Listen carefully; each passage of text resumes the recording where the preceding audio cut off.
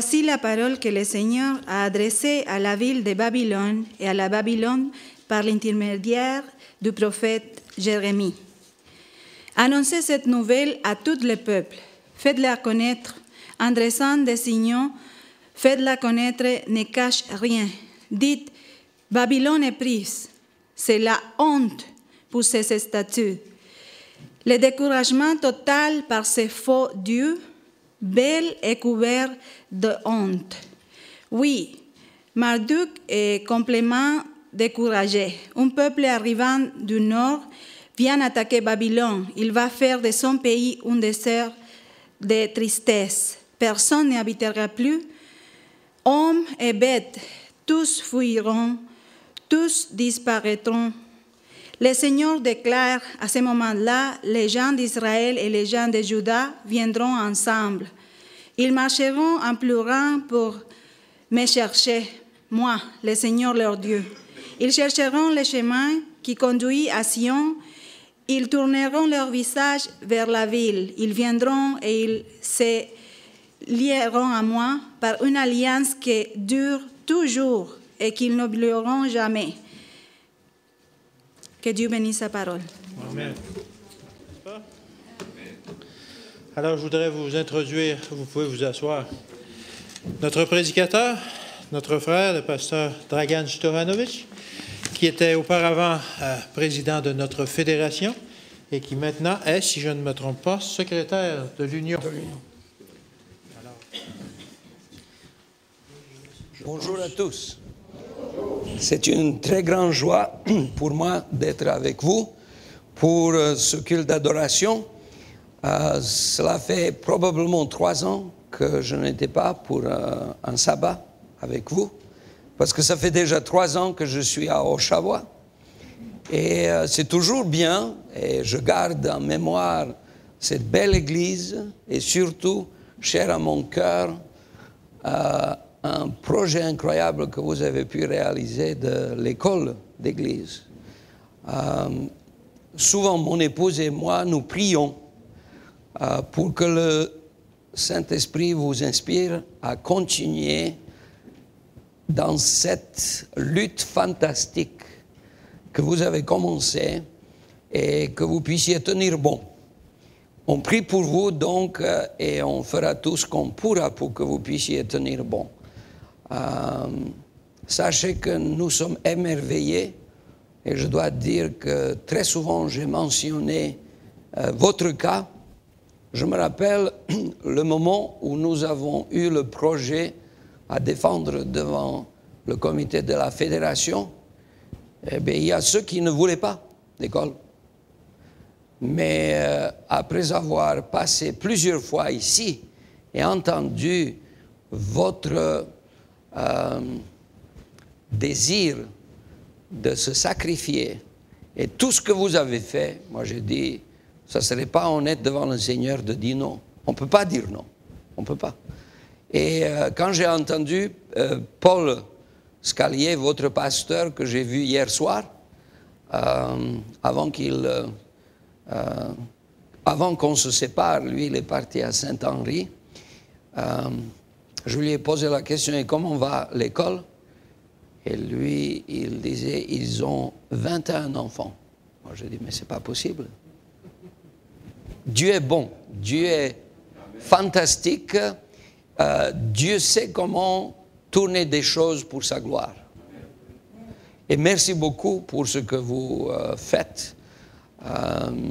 C'est un témoignage incroyable, même pour nous, qui de temps en temps sont sceptiques et observateurs, mais je dis, si Dieu nous a choisi de travailler pour son œuvre, nous devons être là et pour reconnaître l'action de Dieu et non pas la compliquer, la rendre possible, et je suis sûr que cette action de Dieu sera une bénédiction, non pas seulement pour vous, mais ceux qui sont autour. Au nom de l'Union canadienne des Églises adventistes, je vous transmets nos meilleures salutations. Pasteur Mark Johnson, qui est le président, et le trésorier John Ramsey, aussi le General Vice President, je ne sais pas, le vice-président général Dennis Marshall vous salue très sincèrement et il pense très régulièrement au développement de l'Église, non pas seulement à Montréal, mais à l'extérieur de Montréal. Et vous êtes un très bon exemple comment nous voyons la possibilité à ce que l'œuvre de Dieu soit agrandie. Et je suis convaincu que cet exemple sera bénéfique, non pas seulement pour le Québec, mais même à l'extérieur du Québec et même en Amérique du Nord, parce qu'on se rend compte qu'il y a beaucoup d'écoles qui ont des difficultés financières. Elles ne tiennent pas la route longtemps, mais nous continuons de prier pour vous et vous soutenir afin que vous puissiez avancer. C'est ça qui est le plus important. Alors, j'ai voulu vous présenter un texte qui m'est très cher, qui se trouve dans le livre de Jérémie, au chapitre 50. Moi, ça c'est mon livre de l'Ancien Testament. J'ai étudié pendant 4 ans l'Ancien Testament avec beaucoup de professeurs juifs, parce que je ne savais pas, lorsque je suis venu à Strasbourg, j'ai découvert une grande communauté juive, la plus grande en Europe. Elle se trouve à Strasbourg. Strasbourg est entre l'Allemagne et la France. C'est juste sur le bord du fleuve le Rhin, comme on appelle. Et quand vous allez là-bas, les gens sont très habitués aux 2 langues, parce qu'ils ont changé très souvent de pays. L'Alsace, malheureusement, si vous voulez, eu quelques problèmes à cause de 2 États très forts, l'Allemagne et la France, qui ont voulu agrandir leur influence. C'est ainsi que j'ai visité en tant que pasteur une sœur âgée qui n'a pas bougé de sa maison, mais qui a changé 5 fois de passeport. Elle n'a pas bougé. C'est juste les circonstances qui étaient ainsi. Et c'est normal qu'il y ait une très grande communauté juive, parce que lorsque la situation pour les Juifs n'était pas très bonne en Allemagne, ben, la ville la plus proche, c'était Strasbourg. C'est pour ça qu'ils l'ont trouvé comme une ville de refuge. Et moi, j'ai trouvé que c'était très intéressant d'étudier avec eux. Et j'ai étudié le livre de Jérémie tout particulièrement. Et j'étais étonné de découvrir que c'est un personnage parmi les plus importants de la Bible. Même pour les Juifs, comme ils disent, plus important que Moïse, que le roi David, que Abraham et les autres. Parce qu'ils disent que s'il n'y avait pas le prophète Jérémie d'écrire au moment où il n'y avait plus rien, où tout était ruine, où Jérusalem a été détruite, tout le monde était déçu, mais lorsque les Juifs sont partis pour devenir esclaves à Babylone, Jérémie a écrit des lettres. Et il a dit, dans 70 ans, Dieu ne vous oubliera pas. Vous retournerez à Jérusalem. Et ils ont cru. Et vous vous rappelez que Daniel, il a commencé à comprendre à partir des livres du prophète Jérémie que le temps pour Dieu est venu d'accomplir, d'être fidèle à ses promesses. Alors c'est de cela que j'aimerais parler. J'aimerais vous dire que si vous voulez comprendre le livre d'Apocalypse, vous ne pouvez pas le faire sans le prophète Jérémie. Et les gens ne se rendent pas compte. Vous savez que plus de 70% du livre d'Apocalypse, ce sont les citations de l'Ancien Testament. Et les citations textuelles, on pourrait dire mot par mot. Il y a certaines modifications, mais en général, si vous ne comprenez pas comment cela a été dit au départ, vous n'arriverez pas à comprendre la signification de la prophétie telle que l'apôtre Jean avait faite pour la fin des temps. Et le titre que je donne ici, une alliance éternelle pour la fin des temps, est un peu contradictoire. Parce que si c'est quelque chose d'éternel, c'est pour tout le temps. Ce n'est pas seulement pour la fin des temps.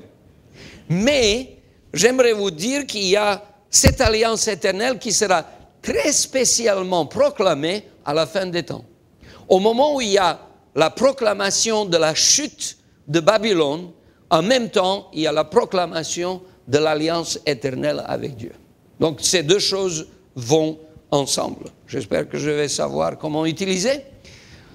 Le message de la chute de Babylone, premièrement, parce que je parle d'un côté de Babylone et ensuite je parlerai du peuple de Dieu. Il y a deux parties dans ma présentation. Mais dans la première partie, quand on parle de Babylone, on doit savoir que le message de la chute de Babylone est le message universel qui a besoin d'être proclamé et que tout le monde puisse comprendre. C'est pour tout le monde. Le texte dit, déclare parmi les nations, annonce dit, Babylone est prise, Bel est confondue, Mérodach est brisé, ses idoles sont confondues, ses idoles sont brisées. Alors imaginez que le prophète Jérémie écrit au moment où Babylone est la puissance la plus connue de l'époque. Donc, c'est comme un peu provocateur. Imaginez que quelqu'un commence à parler de la chute des États-Unis.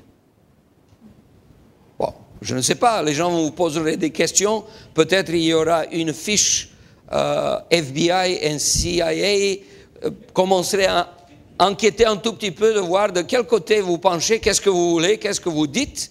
Parce que ce n'est pas normal. Ils ont tout le pouvoir qu'ils veulent. Et c'était un peu comme cela à l'époque où Jérémie, en général, parlait autour de 605. On pourrait dire qu'il a parlé même après, il a parlé avant, mais en 605, il y avait la première prise de Jérusalem par Nebuchadnezzar et c'est Daniel qui est parti à la captivité en 605. Ensuite, vous avez 597, la deuxième prise de Jérusalem, et la dernière où il y avait la destruction de tout, et tout est devenu, comme le texte dit original, tohu vabohu, sans forme. Tout était comme avant la création. Et je peux m'imaginer, parce que j'ai vu une ville détruite, complètement rasée. Vous ne trouvez rien. Il n'y a rien. Et alors c'est à peu près comme cela que ça s'est passé. En ce moment-là, le prophète Jérémie écrit. Et le prophète Jérémie écrit ce livre 50 ans avant la destruction, non pas de Jérusalem, la destruction de Babylone. Donc en général, on pourrait dire 605 jusqu'à 586, il écrit alors qu'on sait que Babylone sera prise en 539. Donc, ça veut dire que ça donne au moins 50 ans de différence. Donc, en avance, alors qu'il y a toute la prospérité de Babylone, alors que la ville de Babylone est un des 7 merveilles du monde de l'époque, tout le monde est en adoration, tout le monde dit c'est extraordinaire. Jérémie dit, c'est fini.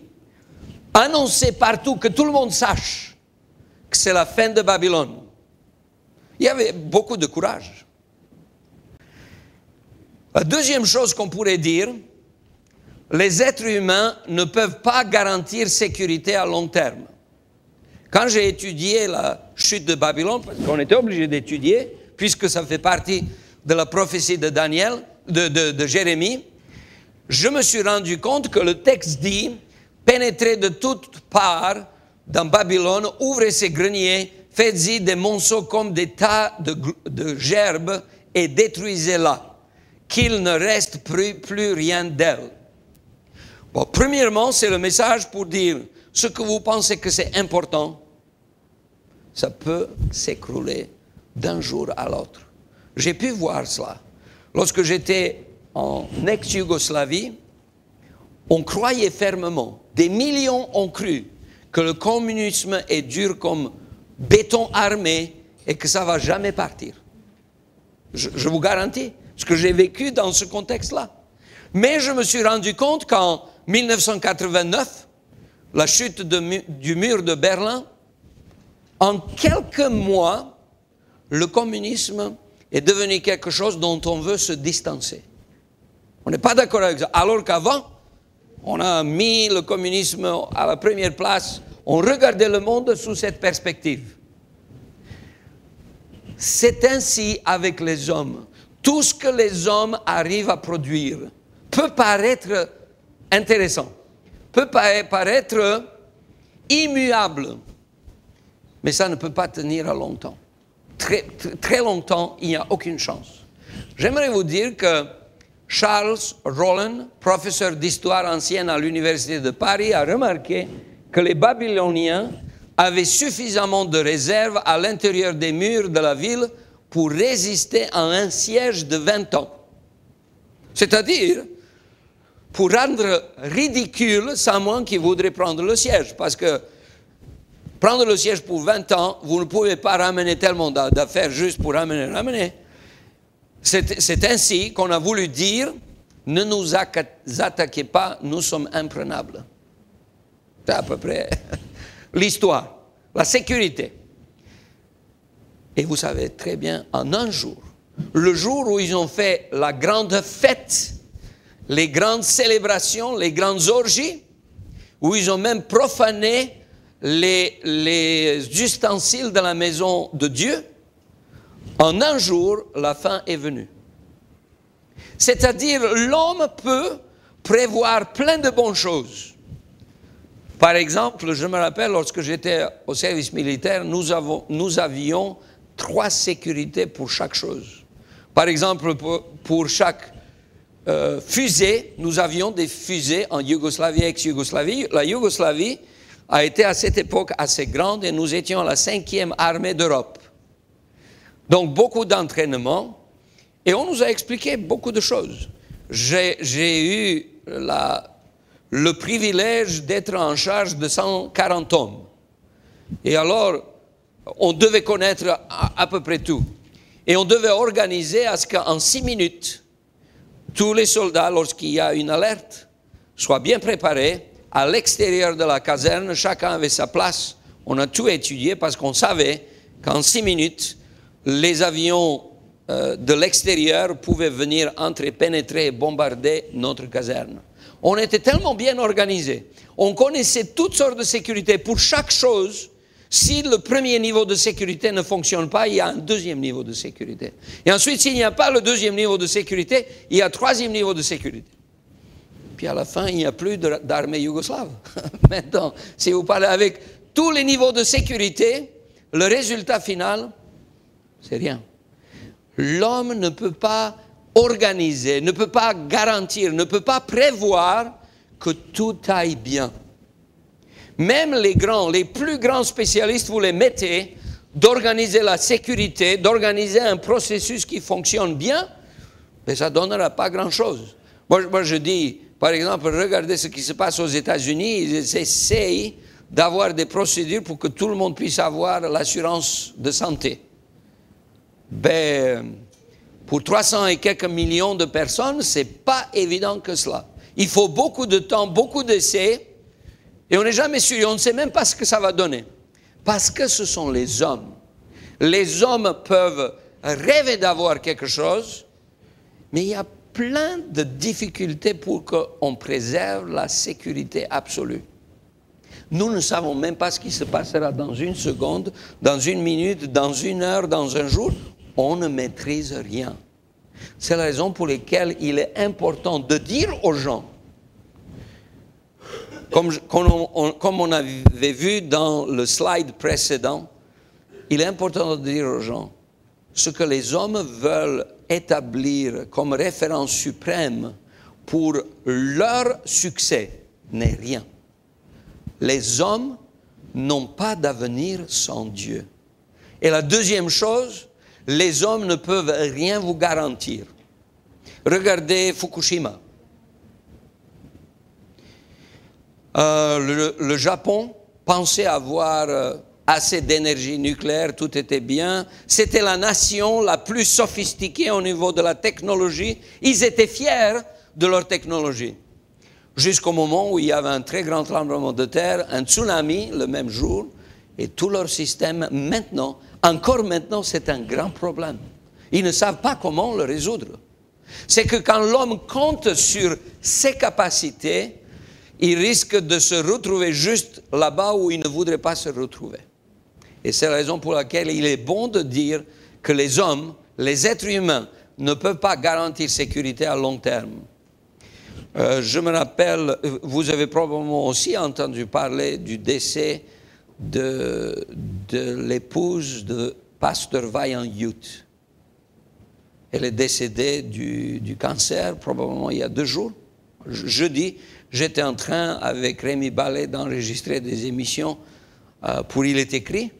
Et tout à coup, avec la pause, on a reçu email et je voyais Suze Youth, l'épouse de pasteur Vaillant Youth, est décédée suite à une longue maladie.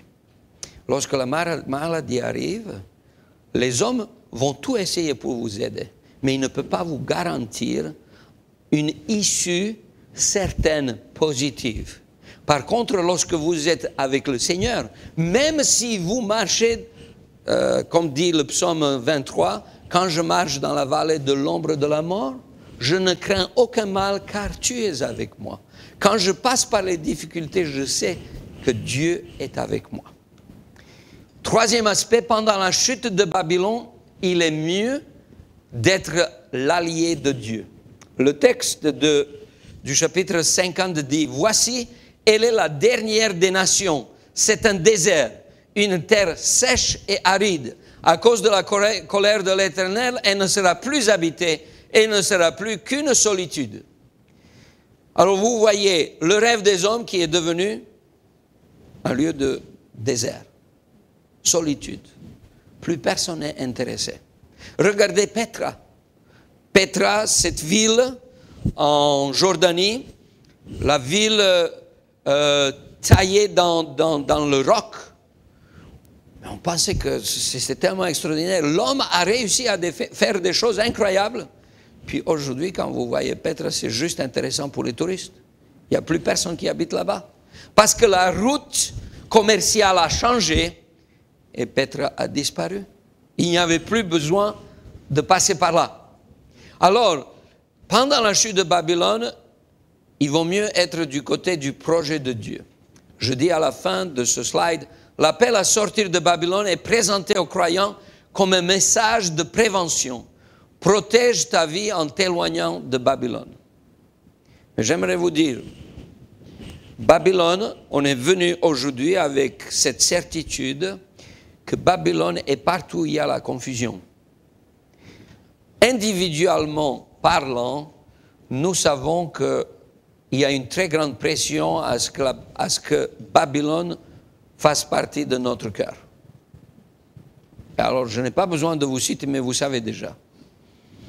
Quand vous regardez la qualité des émissions de la télévision, quand vous regardez la pornographie, quand vous regardez les drogues, quand vous regardez ce qui paraît intéressant, j'ai appris qu'apparemment aux États-Unis, c'est ce que j'ai appris, je viens d'arriver des États-Unis, que c'est devenu très populaire à Washington, D.C., que les gens, vous marchez sur la rue, et les jeunes commencent à jouer à un jeu qui s'appelle Knockout. Il vient derrière vous et il vous frappe d'une telle manière que vous êtes par terre. Et plus durement il vous frappe, mieux c'est. Et puis il y a souvent des copains qui viennent et qui enregistrent tout pour ensuite regarder et se réjouir. Et ça devient de plus en plus populaire. Alors quand je regarde le monde qui est autour de nous, ce qui est intéressant, ce qui attire les gens, ce n'est pas nécessairement ce qui est bon pour l'être humain et pour la société en général. C'est la raison pour laquelle il vaut mieux dire aux gens, faites attention, ne permettez pas à ce que votre cœur devienne Babylone. C'est-à-dire, quand on dit Babylone, on dit confusion. C'est-à-dire un désordre total. Alors, je mentionne cela pour qu'on puisse se rendre compte. Vous pouvez voir ici que Babylone était très bien organisée. Si vous visitez le château de Versailles, tout près de Paris, vous verrez la même chose. Tout était très bien organisé au château. Louis XIV était connu qu'il a instauré toutes sortes de procédures, même pour manger. Il paraît qu'il y avait une très longue table. Quand vous allez là-bas, vous allez voir, la table est énorme. Probablement pour plusieurs centaines de personnes qui sont là. Et alors, le couvert a été placé d'une certaine manière et tout ce qu'on essaie de copier maintenant quand on reçoit les invités, c'est ce qu'on fait en se rappelant de Louis XIV, même si on sait ou on ne sait pas. Et alors, tout le monde était là à attendre et lorsque le roi prenait la cuillère pour manger la soupe, alors tout le monde prenait la cuillère. Et vous devez vous dépêcher de manger la soupe parce que si le roi pose la cuillère et vous n'avez pas terminé, c'est fini, vous devez poser vous aussi. Donc c'était comme ça. Tout était réglé, tout était parfait à l'œil. Quand on regarde, quand on observe, il n'y avait rien à dire, c'était magnifique. Il y avait la musique des meilleurs spécialistes qui jouaient pour rendre la vie très agréable au roi et à ceux qui vivaient à la cour. Mais en fait, c'était un désordre. C'est un peu comme Babylone, elle était très bien organisée. Mais cependant, elle est devenue le symbole de la confusion.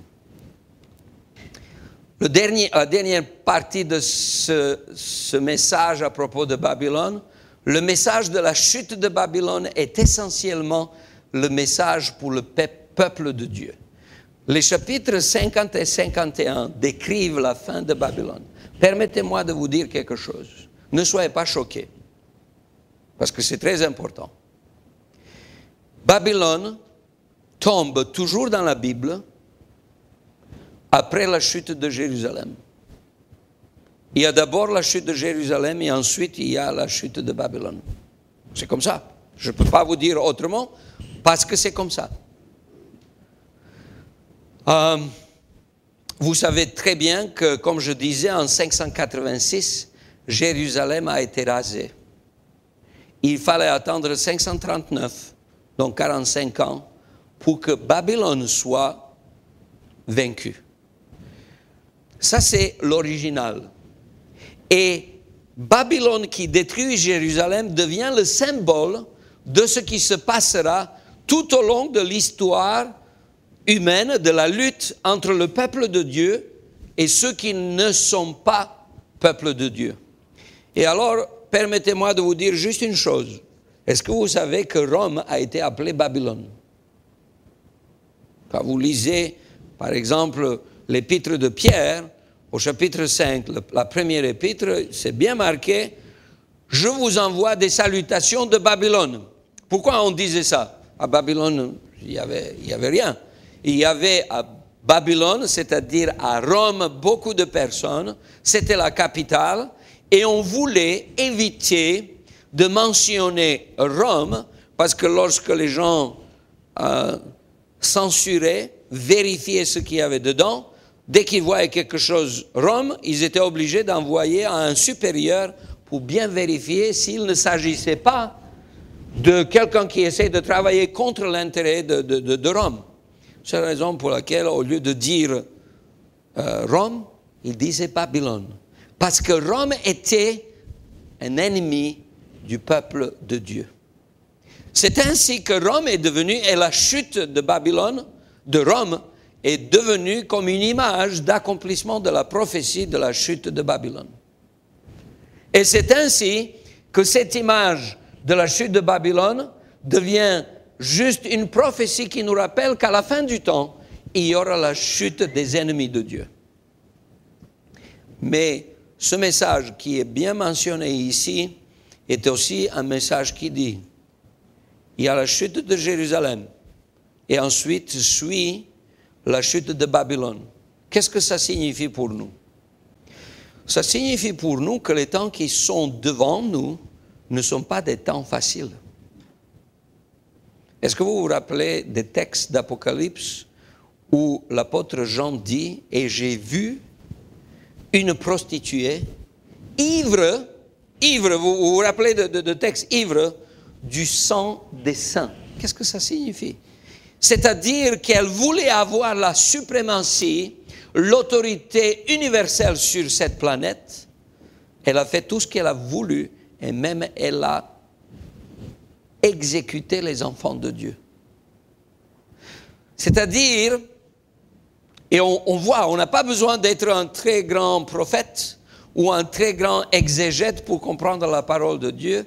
C'est très clair. qu'on va de plus en plus vers un gouvernement mondial, où il y aura un centre d'autorité de pouvoir qui va décider de ce qui se passe dans les plus petits coins de cette planète. Ça, on n'a pas besoin d'être un grand spécialiste.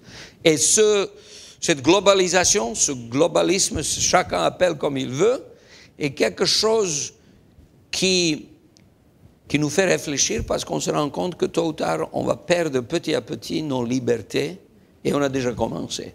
Je n'ai pas besoin de vous faire de grandes explications. Mais peu importe ce qu'est le résultat de Jérusalem, c'est-à-dire du peuple de Dieu visible qu'on peut voir, peu importe, on sait une chose, que moi, je n'ai pas besoin d'autre chose que d'avoir la présence de Dieu avec moi. Je ne peux pas toujours compter sur la foi et la solidité de mon pasteur, mais je peux toujours compter sur la présence de Dieu au milieu de mes épreuves. Et c'est ça le message qui nous dit très clairement, parce que c'est comme ça. Et c'est ainsi qu'on nous dit, faites attention, ne vivez pas dans la confusion. Et vous allez voir la deuxième partie, qui est tellement belle pour moi. Au milieu de cette prophétie de 2 chapitres, chapitres 50 et 51, et vous vous rappelez que Dieu a dit au prophète Jérémie, tu seras le prophète des nations, pas seulement de mon peuple, mais des nations. C'est ainsi que la fin de son livre, qui est tellement bien construit, parle des autres nations, y compris de Babylone. Quand on regarde ce grand livre, on se rend compte que le prophète Jérémie annonce quelque chose qui en fait n'est pas seulement de dire « Ah, vous êtes nuls ». Vous qui êtes à Babylone, il n'a jamais dit ça, il respecte les gens. Vous vous rappelez un autre texte du chapitre 29, il dit, priez pour Babylone, priez pour la ville dans laquelle vous êtes, parce que du bien de cette ville dépend aussi votre bonheur. Vous avez besoin de paix, vous avez besoin de vivre normalement afin que vous puissiez agrandir le royaume de Dieu. Les valeurs que vous avez de ce royaume devraient se propager. Et c'est le désir de Dieu de préserver la paix, autant que cela est possible. Et on se rappelle de l'image de l'Apocalypse, où il y a les anges qui retiennent les vents afin qu'il n'y ait pas la destruction. C'est que Dieu veut permettre la paix pour que son royaume puisse s'élargir. Mais malgré tout cela, il est important de dire qu'en même temps, lorsqu'on dénonce la confusion, et moi, j'aimerais vous dire, quand vous dénoncez la confusion, dénoncez-la, non pas en dénonçant les gens, mais en dénonçant la confusion elle-même. Et la confusion viendra toujours lorsque l'homme aura la référence suprême. Lorsque l'homme décide de l'avenir de l'homme, faites attention. Alors, je vous donne de mon expérience personnelle. J'ai grandi en ex-Yougoslavie. C'était un pays communiste. J'ai rarement entendu quelque part qu'on a mentionné les droits de l'homme comme en Yougoslavie. En Russie, on parle partout des droits de l'homme. En Bulgarie, on parle des droits de l'homme, en Roumanie et tous les autres pays. Sauf que les droits de l'homme n'existent pas vraiment.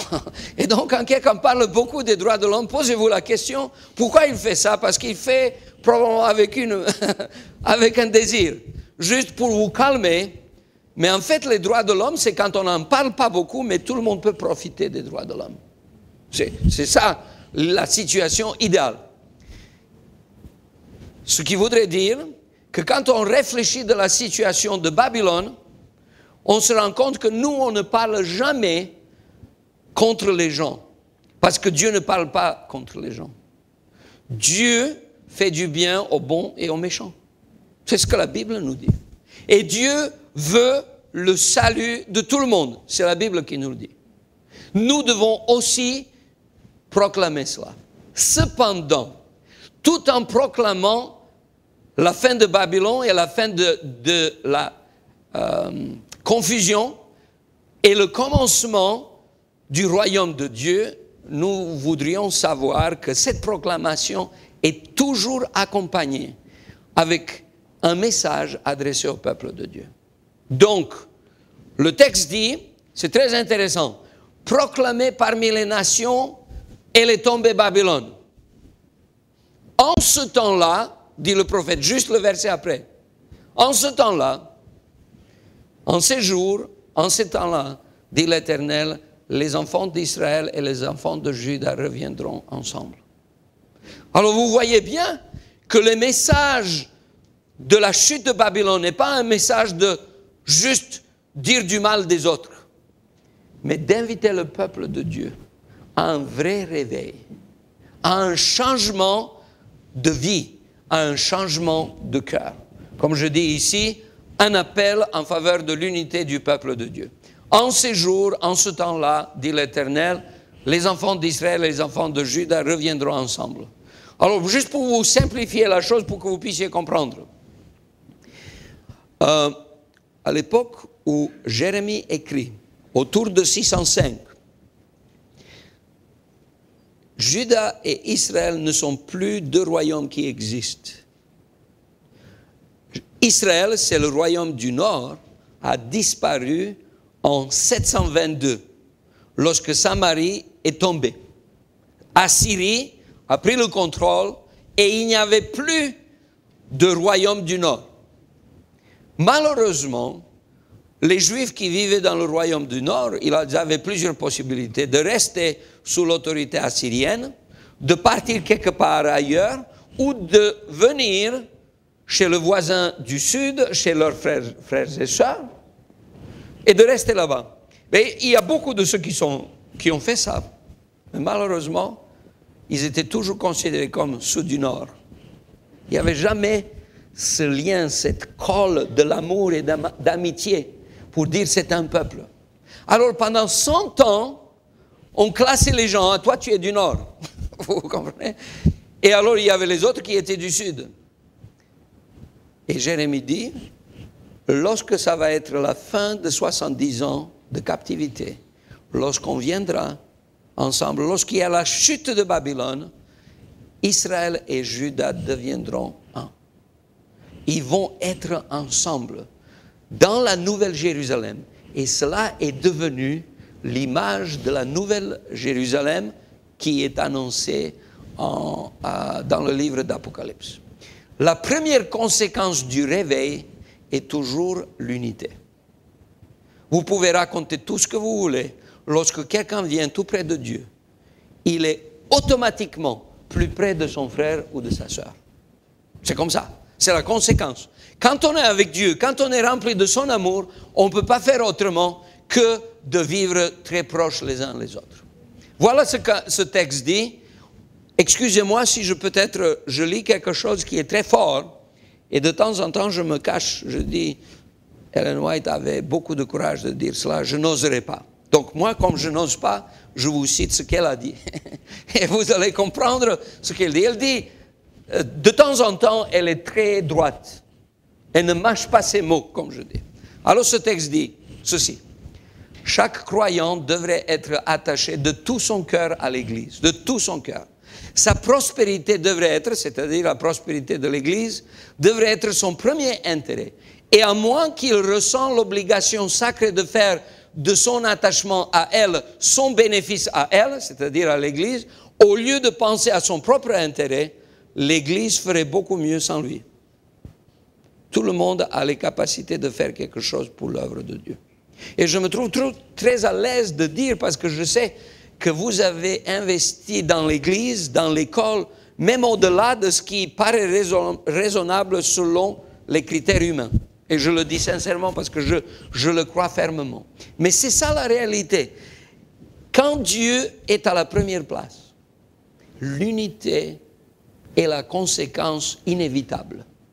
Parce que quand nous mettons Dieu à la première place, nous ne pouvons pas faire autrement que de mettre à la première place l'intérêt de l'Église, l'intérêt de mon frère ou de ma sœur. C'est comme ça. Et quand j'ai l'intérêt de l'autre, dans ce cas-là, j'accomplis ce qui est marqué dans Philippiens au chapitre 2, qu'au lieu de regarder nos propres intérêts, nous puissions regarder l'intérêt de notre frère et que nous puissions aussi les regarder comme étant au-dessus de nous-mêmes. C'est incroyable, le texte.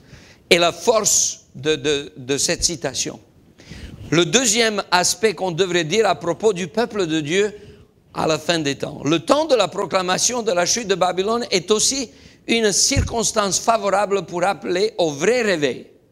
Verset 4 dit, « Ils marcheront en pleurant et ils chercheront l'Éternel leur Dieu. » Ce qu'on a étudié avec, et c'était une excellente leçon qu'on a eue en ce qui concerne Jésus-Christ le prêtre, c'est que Jésus-Christ en tant que prêtre, il nous permet d'avoir une route nouvelle et vivante. Vous vous rappelez de texte?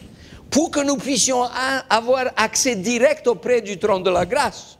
Parce que c'est là que nous trouverons Dieu. Quand on cherche Dieu, on le trouvera. Et on le trouvera parce que Jésus-Christ nous a ouvert un accès direct.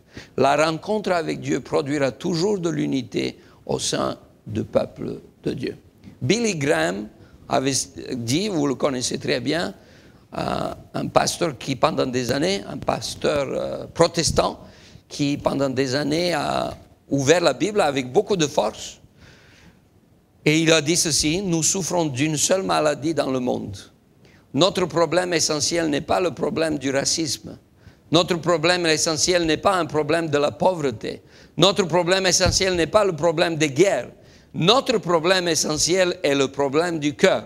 Nous avons besoin à ce que notre cœur soit changé, qu'il soit totalement transformé. Et je suis tout à fait d'accord avec lui. Nous avons besoin d'un cœur nouveau qui met Dieu comme attachement principal. Tout le reste découle de cela.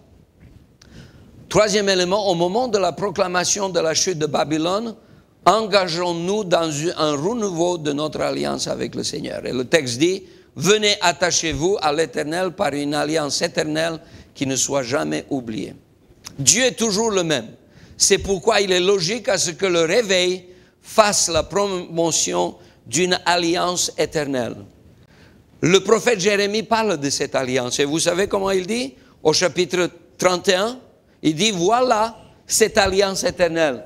C'est que moi, je vais écrire ma loi au-dedans de votre cœur. C'est que on n'a pas besoin d'une alliance qui est juste, ça c'est excellent. Et je trouve que vous devez préserver ça comme un témoignage très fort, très important. Mais si ça reste uniquement écrit ici, sans que cela soit écrit ici, ben on est parti dans la mauvaise direction. C'est que cela nous rappelle ce que Dieu voudrait inscrire dans notre cœur.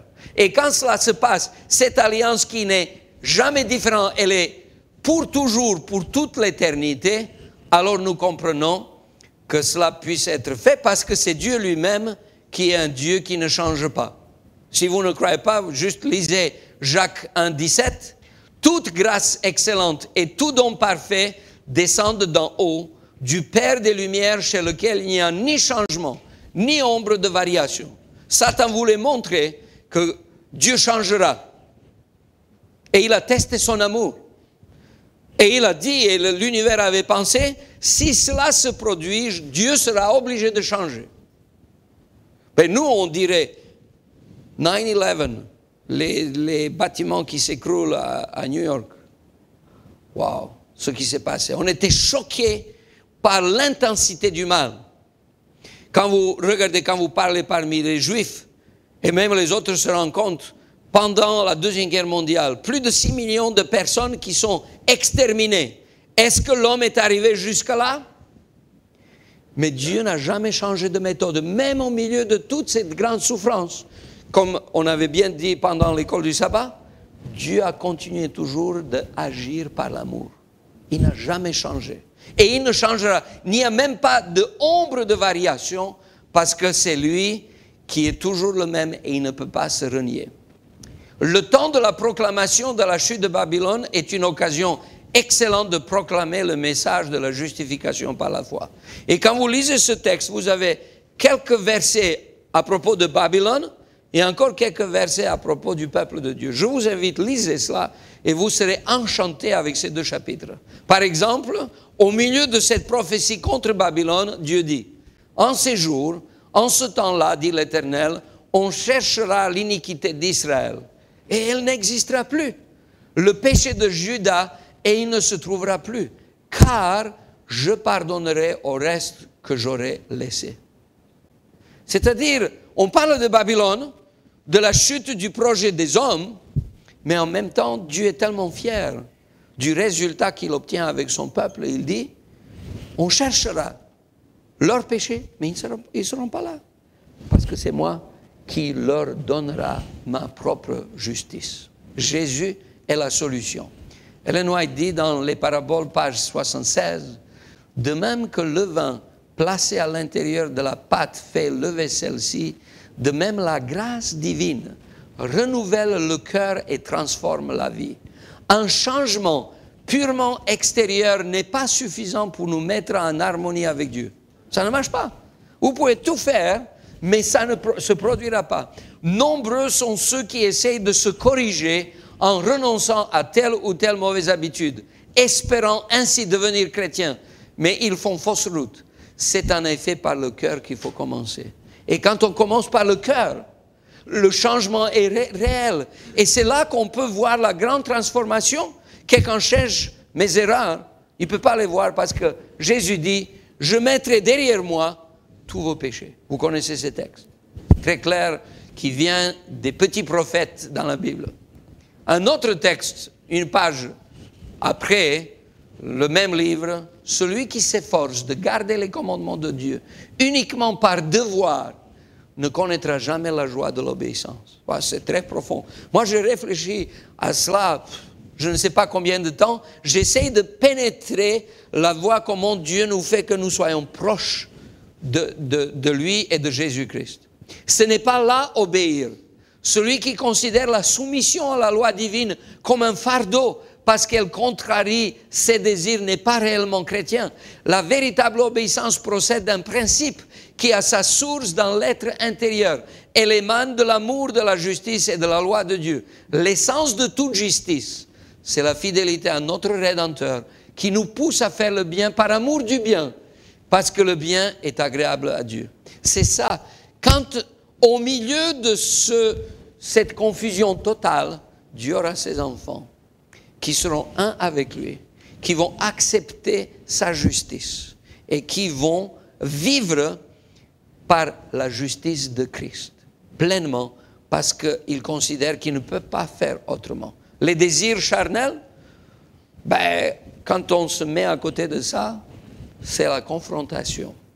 Tandis que lorsque le cœur est nouveau, ça devient la joie et l'obéissance.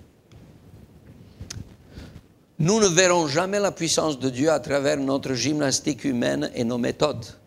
Nos réunions pour enfants avec de la nourriture en abondance, nos soirées de détente pour la jeunesse n'apporteront jamais le réveil d'une manière automatique. Dieu n'enverra pas le réveil dans nos églises parce que nous avons mis à part la deuxième semaine d'avril ou du mois d'août pour cela.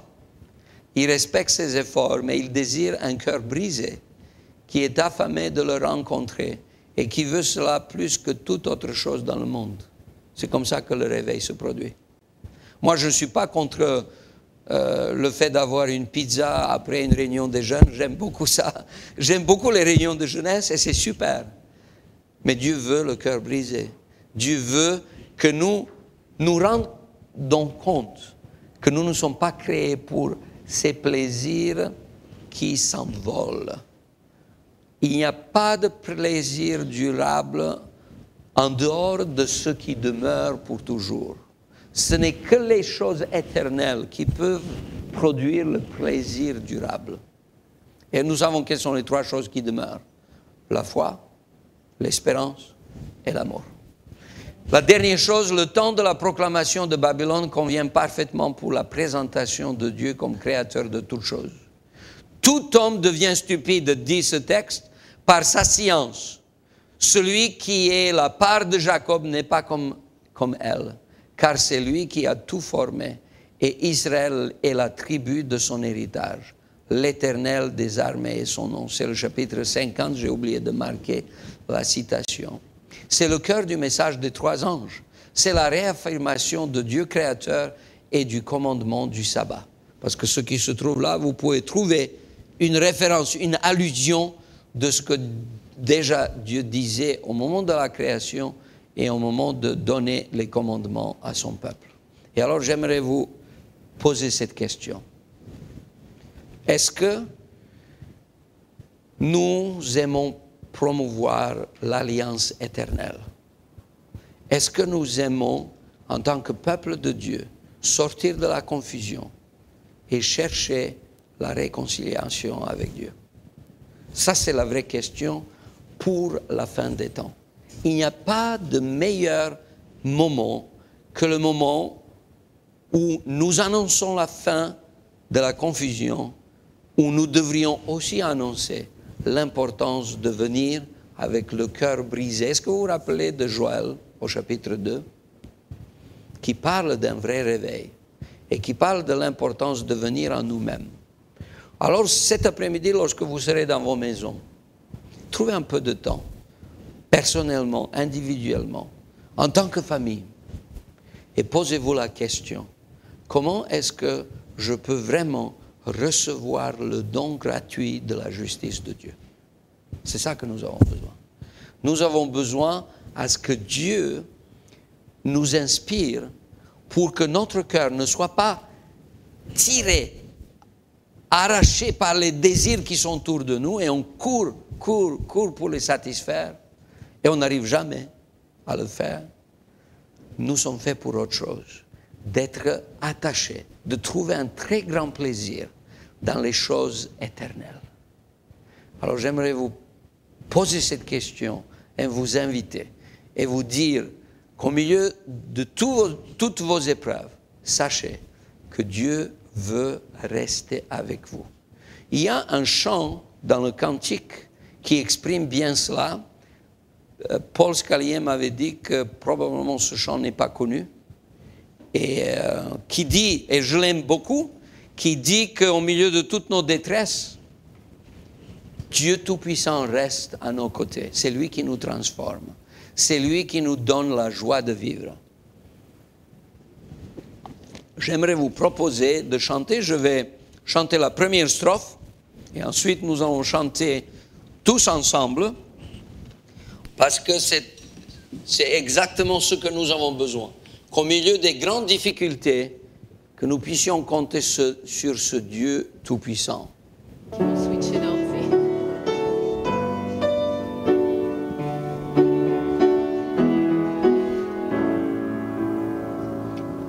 En ce monde de tristesse, Seigneur, conduis-moi. Prends pitié de ma faiblesse, tiens-moi près de toi. Ô Tout-Puissant Roi, ô Tout-Puissant Roi, toujours, toujours garde-moi dans la paix en toi. Si je perds toute espérance, ranime ma foi. Guide-moi dans la souffrance, donne tout don. Ô Tout-Puissant Roi, ô Tout-Puissant Roi,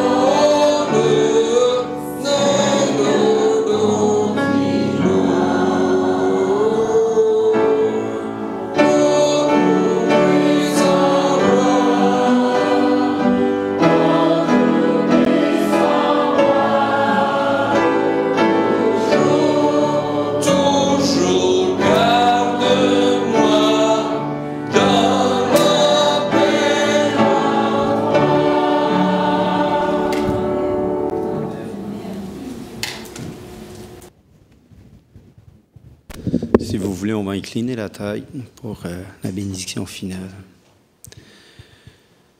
Ô bon Père éternel, comment on peut être frappé par ce message que vous nous avez délivré ce matin à travers votre serviteur.